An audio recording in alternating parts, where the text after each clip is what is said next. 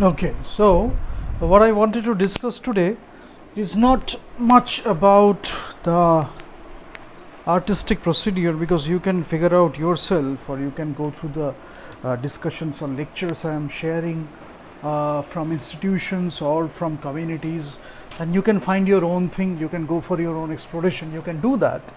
But there are few things I want to mention. uh, you should know that it exists, and it can be taken as a creative exercise, but it is not a standalone thing. Like, this is not the only thing you have to follow. That is what I want to mention. So there are brainstorming exercises or creative exercises you do in creative fields, advertising, PR, and all these things. You do all these things. So it can be like A to B, B to C, C to D, and then D is related to A is related to D, D is related to E is related to C, C is related to B, so and so forth. It can be based on your names, it can be based on your looks, similar looking people, names. We are not talking about all these things. But I figured out few people are following those things, and with this you can come up with titles, catchy titles. It can be catchy titles. You can come up with character names. All these things you can do. That's a part of creative exercises only. But when the entire thing is holding itself together, you have a narrative, you have a plot, you are going from this to this. You can make it a 3-act structure, or whatever way you want to do it. So this can be your beginning, this can be your middle, this can be your end, whatever be the thing. So you are starting here and then you are ending here. You can give a coda, whatever you want to do.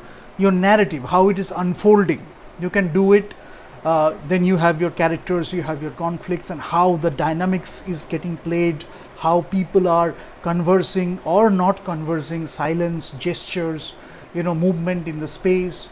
Everything is contributing to the storytelling.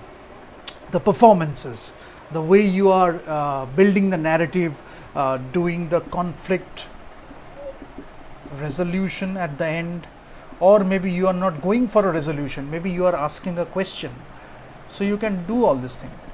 You are resolving the conflict initially at the first half. Maybe you are actually jot pakano jetake bola hoy, you are actually building the conflict, then it is going at peak, and then you are gradually resolving the conflict. It is towards resolution. Then maybe a bit extra, which has its own place in the story.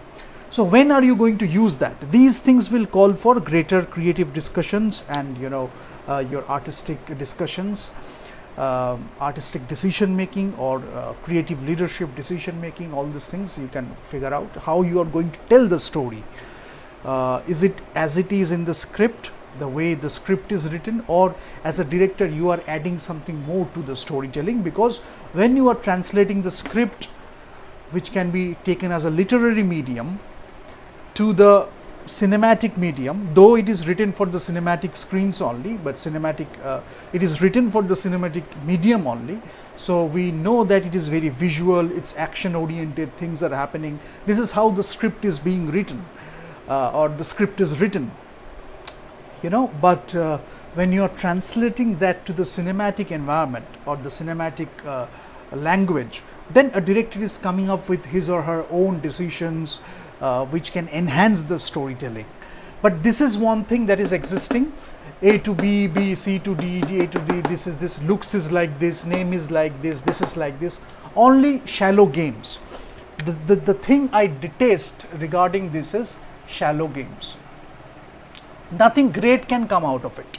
It can be part of your creative exercises if it is helping the storytelling, if it is helping anything in the storytelling, or contributing in any way in the storytelling, then it's a good thing.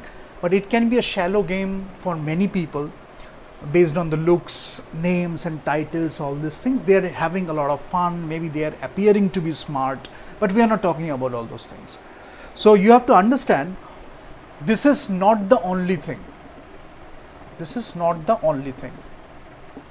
When you are putting a lot of dedication and effort to the storytelling, because ultimately you have to think about the business too, because it will go to the marketplace, people will watch it. So it has a commercial value if you are making it like that. If you are making it with more artistic repertoire or artistic value, then you can do it accordingly. Still, great people will watch it. They know what cinema is, or they are figuring out in a much better way than others do. So when you take your cinema there to the festivals and to those places, you really need to know what you are talking about. You really need to know how you shape the entire story.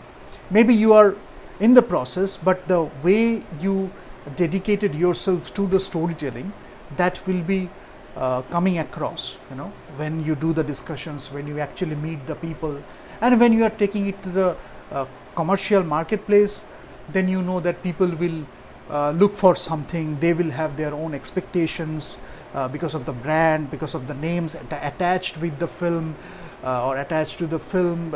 It can be the director. So there can be many things. There can be all of these things combined. An ensemble cast directed by this from this production house. It's a grand thing. We need to watch it on screen. So those things are there.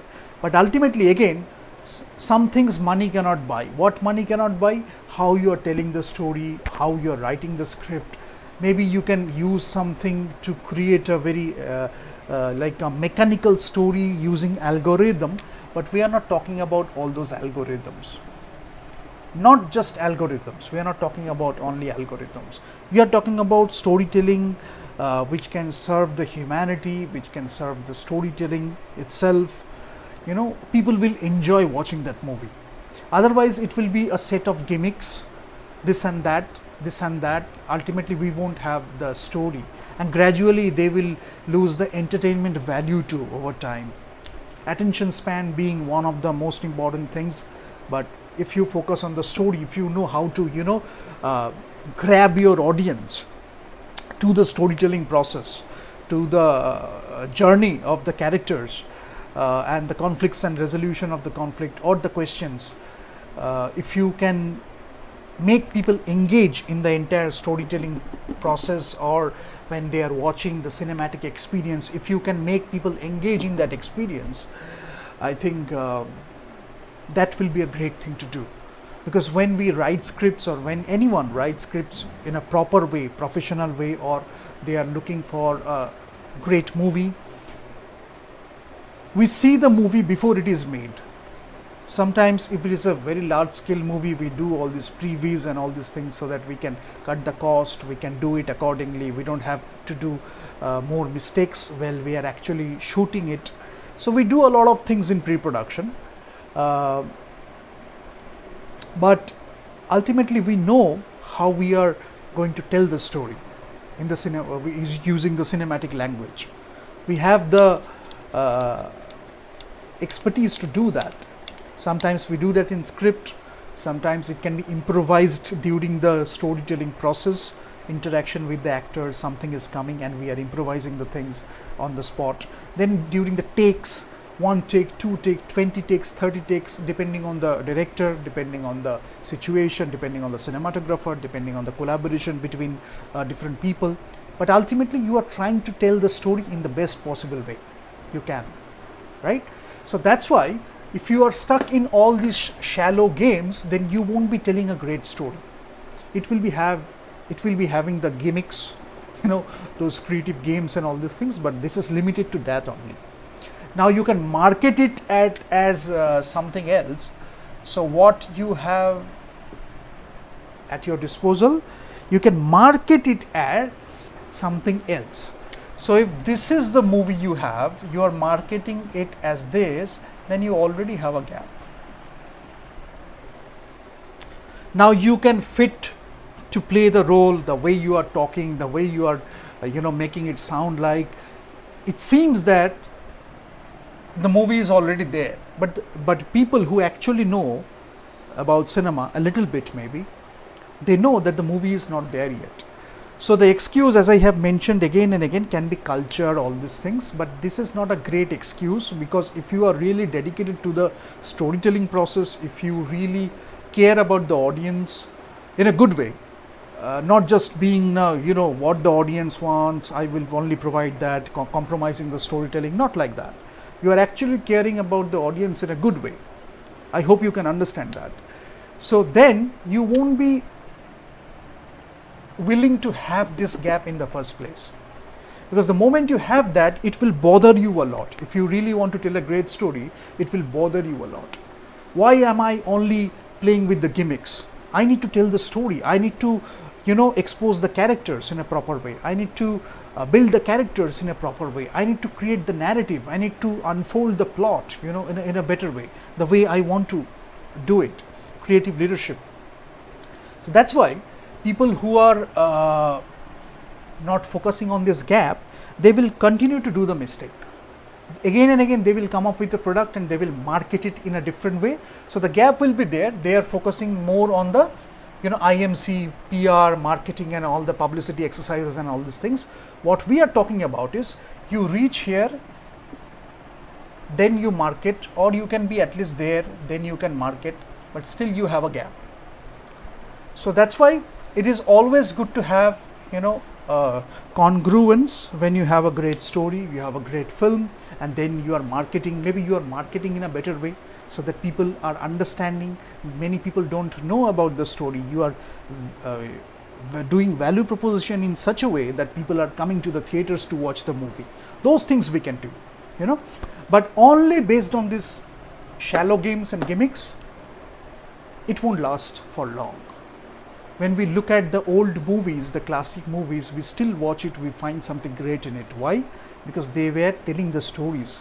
They were focusing on the performances. They were stars, but they were also focusing on the performances, the story, the plot, the unfolding of it, and all these things, the wholesome aspect of it too.